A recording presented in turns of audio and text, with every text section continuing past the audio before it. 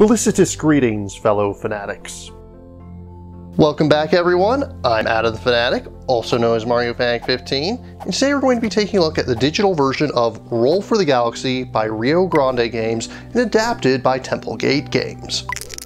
Although I don't have a copy of Roll for the Galaxy in my physical collection, I have played it several times before. And when the call went out for reviewers to look at the game, you can bet I submitted an application immediately.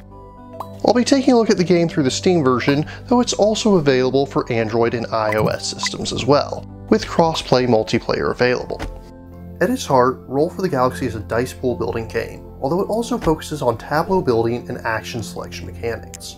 2 to 5 players will be building up their empires and attempting to achieve victory by claiming as many victory points as possible before one of 2 endgame triggers occurs. Either any player has 12 or more tiles in their tableau, or a pool of victory points equal to 12 times the number of players is exhausted. At the onset of the game, each player is given 5 white dice. 3 of these will go into their cup to be used on turn 1, and the other 2 are placed in their citizenry to be used later. Each player also receives a random faction, which counts as 2 tiles, and a random starting world. Most of these tiles grant players additional dice, meaning every player will have somewhere between 6 and 9 dice to start the game. Additionally, they'll also draw 2 random tiles which are double-sided. Each has one side representing a new world that can be settled, denoted by a circle, and a side representing technological development, denoted by a diamond. Each player selects one of these to use as a settlement, and the other to use as a development. Each die represents a worker of various types, depending on the color of the die, with each side representing various symbols that correspond to the different actions you can take in the game. Eyes represent the explore action, diamonds represent develop, circles represent settle, barrels represent produce, rockets represent shipping, and asterisks are wilds, which can be used as any of the aforementioned symbols. Once the game begins, all players roll any dice in their cup. They then secretly arrange their dice so they correspond to their matching phases. Additionally, each player takes any one die that they rolled and uses it to select a phase, effectively converting it to that side even if said side isn't on the die in question. Furthermore, each player may dictate, setting one die aside and choosing any other die to reassign to any task they wish. Depending on what developments a player completes over the course of the game, they may gain additional ways to reassign workers. Once all players have assigned all their dice and each selected a phase, they reveal their dice simultaneously. There are 5 phases in the game, but only those selected by players are played out each round. In a full 5-player game, it's possible, albeit rare, that all 5 phases will play out in a single round. Additionally, when there are only 2 players, an unused white die is rolled and treated as a 3rd phase selection. Each phase only needs to be selected by 1 player to be activated, and any additional votes for a phase beyond that have no effect. First is the Explore phase. During this phase, players have 2 options for each tile. Either they can stock up on supplies, giving them 2 credits for every die used in this manner, or alternatively, they can instead scout, drawing a new tile to either settle or develop, placing on the bottom whichever stack they choose. Before they draw, they also have the option of discarding other tiles they've yet to complete, allowing them to draw 1 additional tile for each one that they discard. Any workers used for either of these purposes are returned to the citizenry as soon as the phase ends. Second is the Develop phase. Any dice assigned to this phase may be placed on the current development, and if there's enough dice on there to match its costs, it's then added to their empire. Once the development is completed, all dice upon it are returned to the citizenry. Development may be completed over the course of multiple rounds, with dice remaining on the development until there are enough to complete it. Third is the Settle phase. This is functionally identical to the Develop phase, though whereas developments tend to give you new abilities, settled worlds instead give you additional dice. Fourth is the Produce phase. When you produce goods, you'll place a die on any non-gray world. This does nothing in and of itself, but prepares those goods to be used in the Ship phase. Finally, we have the Ship phase. In order to use dice in the Ship phase, you must first have 1 or more goods on worlds that you control. Then, you return the shipper and the good to your citizenry for one of 2 options. Firstly, you can trade the good in question to give you 3 to 6 credits, depending on the type of the world the good is placed on. Secondly, you can choose to consume the good, giving you victory point tokens. You gain 1 victory point every time you do this, plus an additional point for each die you use in the consumption that matches the color of the world. For the purposes of matching colors when consuming, purple dice are wild and always grant an extra victory point. Once players have finished going through the phases, they then recruit as many workers as possible from their citizenry and place those dice in their cup, paying 1 credit for each. At this time, they also have the option of recalling any workers that are currently on unfinished settlements, developments, or are being used as goods on their planets.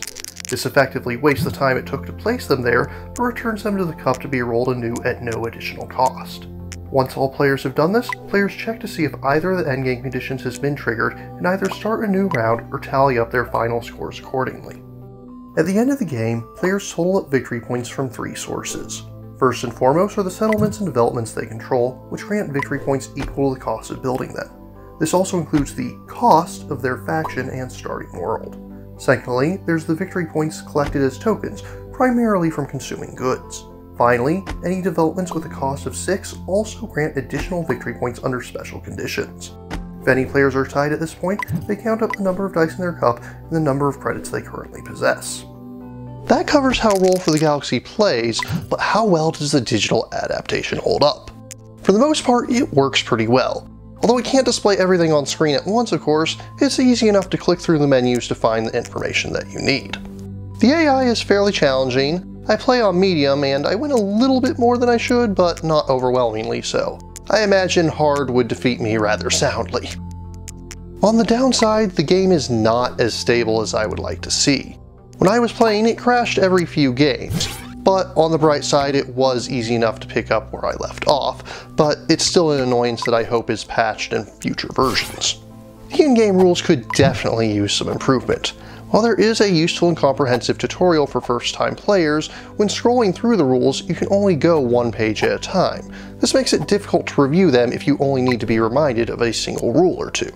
In fairness, they do include a link to the PDF of the rules from the tabletop version. However, it'd still be easier if you could jump to a particular section when needed. Another small complaint I have is there's no way to simply browse the various tiles that are in the game. It'd be nice if there was an option on the main menu to simply go through them and see what each of them does. In conclusion, Roll for the Galaxy is a solid digital adaptation of an excellent tabletop game. The gameplay itself is clever not only in how dice are handled for various tasks, but also in how the game gives players tools to mitigate the randomness of said dice. The engine building is fun, and there's a great many ways to approach victory. I've seen games where the winner had a score in the 20s, and others where it was in the 50s. Sometimes the winner had a consumption-heavy strategy with tons of victory point tokens, other times they didn't even have one. It's not just about trying different strategies, but adapting to them as well, as often the path you should take is decided by your starting tiles. Already the digital version teases the first expansion, Ambition, is on its way, and I hope that eventually we'll see Rivalry in there too. Although the crashes are quite annoying, and I realize that the lack of direct competition isn't for everyone, I find Roll for the Galaxy to be worthy of a respectable 8.6 out of 10. Roll for the Galaxy is available for Steam, Android, and iOS systems. And of course, you can always purchase the tabletop version as well. If you're interested in purchasing or learning more about the game, links are included in the description. But what about you? What do you think of Roll for the Galaxy? Are there any other tabletop games that you'd like to see direct digital adaptations of? If you have any questions, remarks, or opposing points of view, leave them in the comments down below, and please remember to like, share, subscribe, and ring that bell. Until next time, farewell, fellow fanatics. Thank you again for watching. I have plenty more to share with you if you're interested. You can click up here above my head to subscribe to my channel. You can click over here on my monitor to see the most recent video that I've worked on. Or if you prefer, you can click up here to open this mysterious vault and see what video that the YouTube algorithm has picked just for you.